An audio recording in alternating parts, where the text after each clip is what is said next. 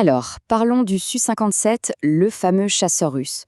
On l'a vu récemment dans un meeting aérien en Chine, et franchement, il a fait couler beaucoup d'encre. Est-ce que c'est un simple prototype un peu bâclé ou un prédateur qu'il faut prendre très au sérieux? Pour le savoir, il faut aller au-delà des apparences et essayer de comprendre ce qu'il y a vraiment derrière sa conception. Et cette citation, elle est parfaite pour commencer. On va mettre de côté les critiques un peu faciles sur les boulons apparents. Non. Ici, on va s'intéresser à la stratégie, à la doctrine qui se cache derrière la Carling. Voilà la question essentielle. Pourquoi cet avion a-t-il été pensé comme ça? La réponse, en fait, nous révèle une vision du combat aérien qui est radicalement différente, voire à l'opposé, de celle qu'on a l'habitude de voir en Occident. Allez, c'est parti, voilà comment on va décortiquer tout ça. On va d'abord dépasser les premières impressions, puis on comparera les grandes philosophies de combat. Ensuite, on se penchera sur la conception de l'avion, ses capteurs si particuliers, et on terminera en opposant son agilité à la nouvelle réalité des combats à très longue distance. Commençons donc par ce qui a fait la une des journaux, l'aspect de l'avion.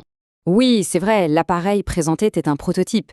Mais s'arrêter à ces détails, c'est un peu comme juger un champion olympique sur sa tenue d'entraînement. On passe complètement à côté de l'essentiel, sa véritable raison d'être. Et c'est là que ça devient vraiment passionnant. Le Su-57, en fait, est le résultat d'une doctrine de combat qui s'oppose presque point par point à celle de l'OTAN. Pour faire simple, d'un côté, on a l'approche occidentale qui mise tout sur le réseau, sur ce cloud de combat où chaque avion, chaque drone, chaque satellite partage ses infos. C'est l'approche de la meute.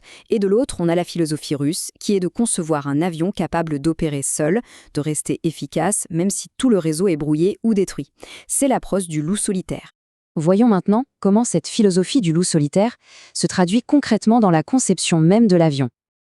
Alors là, les chiffres parlent d'eux-mêmes. Jetez un œil à la comparaison avec un Rafale. Le Su-57 est un géant. À vide, il est presque 2 fois plus lourd. Et regardez le carburant interne. Plus du double. Ce n'est pas un détail, c'est un choix de conception fondamental. Et voilà à quoi ça sert. Cette taille massive lui donne une portée et une endurance hors normes. C'est ce qui lui permet d'opérer très loin de ses bases, sans avoir besoin d'un soutien constant. C'est la traduction physique du concept d'autonomie. Et bien sûr, qui dit gros avion dit aussi de la place pour emporter beaucoup d'armements, notamment dans de grandes soutes internes. C'est crucial pour garder un profil furtif et pour réduire la traînée, ce qui améliore encore sa vitesse et son endurance. Un loup solitaire, pour être efficace, a besoin de sens hyper aiguisés pour chasser seul. Et là encore, le Su-57 est assez spécial. Il est équipé d'une panoplie de capteurs pensés exactement pour ça. En plus de son radar principal classique, il a des radars en bande L dans les ailes. C'est très malin car ces ondes plus longues sont réputées pour être bien meilleures pour détecter les formes générales des avions furtifs. Et surtout, il a des radars sur les côtés et un capteur infrarouge. Le tout lui donne une vision à 360 degrés. Ok, petite pause technique, mais c'est super important pour comprendre la suite. Il faut qu'on parle du beaming. C'est une tactique où un pilote se met à 90 degrés par rapport au radar ennemi. En faisant ça, il peut devenir presque invisible pour ce radar. Le gros problème, c'est qu'en faisant ça, normalement, on ne peut plus guider son propre missile. Et c'est là que les radars latéraux du Su-57 changent tout.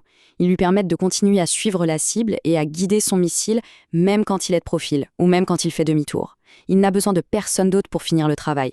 C'est l'autonomie tactique poussée à son paroxysme. Donc on a un avion autonome, résilient, avec des sens uniques. Mais ce qu'on a surtout retenu du meeting, c'est une autre de ses caractéristiques, son incroyable agilité. Les manœuvres qu'il peut faire sont spectaculaires. Il a un contrôle total à très basse vitesse et avec des angles d'attaque extrêmes, ce que peu d'avions occidentaux peuvent faire. C'est vraiment la marque de fabrique des chasseurs russes. Mais pendant que le Su-57 danse dans le ciel, l'Occident développe une réponse basée sur une philosophie radicalement opposée. Ne jamais, au grand jamais, se retrouver dans un combat rapproché.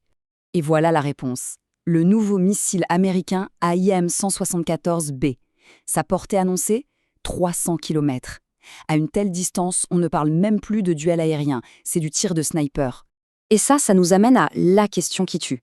Si les engagements de demain se font à 300 km de distance, est-ce que cette capacité à faire des acrobaties à basse vitesse sert encore à quelque chose?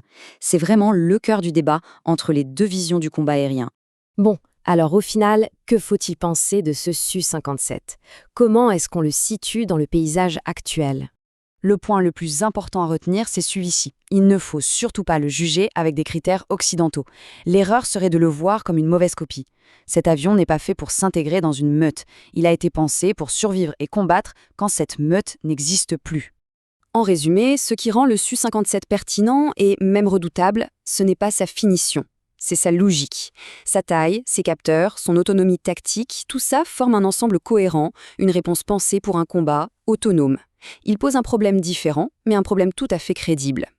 Et tout ça nous laisse avec une dernière question, une question en suspens pour l'avenir. Le futur du combat aérien donnera-t-il raison à la force du réseau, de la meute interconnectée, ou à la résilience et à l'indépendance du loup solitaire? La réponse à cette question déterminera probablement toute la prochaine génération d'avions de combat.